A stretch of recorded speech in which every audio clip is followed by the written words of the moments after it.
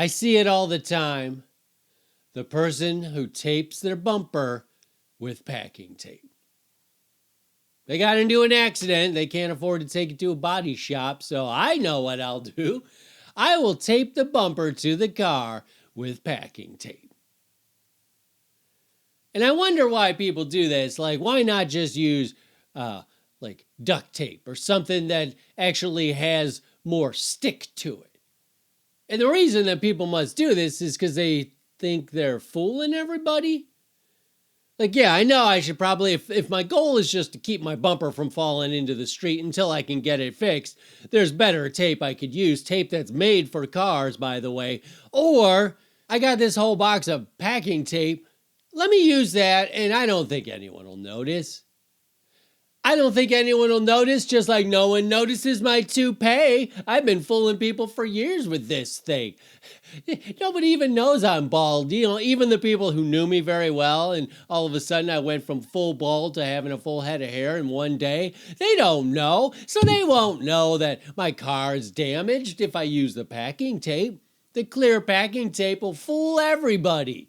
The only person I will allow to have their bumper taped with packing tape is if the accident happened right outside of a UPS store and you're like, oh no, this thing's gonna be dragging all the way home, and you run into the UPS store and you're like, stat, I need all the packing tape you got.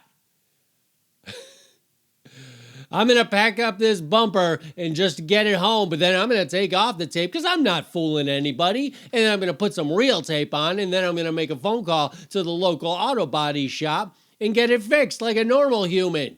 You know, when I'm on the road, who I stay clear of always? People with dents in their cars. I stay away from them. One, you must not be a very good driver if you have a dent in your car, but let's say it wasn't your fault. You haven't gotten it fixed yet? I don't know that I want to be too close to somebody who has a car that they're not even willing to get the dents fixed. And don't tell me you don't have money. Just go sit in a parking lot for 10 minutes and some guy with a plunger will just approach you and be like, hey, you know what I do? I just sit in parking lots and find people with dents in their cars, and then you pay me $10, I get it out. That's a thing, by the way. It's a real thing. Anyway, I do not drive near them because they're accident prone or they're not very bright, but all I know is that's not somebody I want to be driving too close to. I also enjoy the many ways that people attempt to fix their cars. You know, the bungee cord that's holding the bumper up. Or you're missing a headlight. You could go buy a headlight. Or you could put a flashlight in there. And then I guess what? Every night you just go out and turn it on. Hope the batteries don't die. The person who's driving down the highway at 70 miles an hour on one of those donut spares.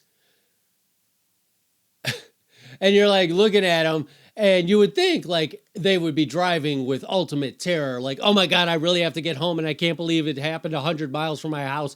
And this is making me so nervous that I'm driving with this donut spare. But no, you drive by them, they're on a donut spare going 70 miles an hour, and they're just like, yeah, great day to you. You're like, yeah, no, I've been driving on this thing for months. Yeah, no, I don't see any problem with it. I know there's warnings that tell me I shouldn't drive on it, but I think it's fine. Also, I need to talk to somebody about this steering wheel because it just seems to go all over the place according to Dave's spacework. Let's batten down the spacework, Dave. That's your steering wheel. Come on, man. You're better than this. You're better than this. You're better than this. This is not your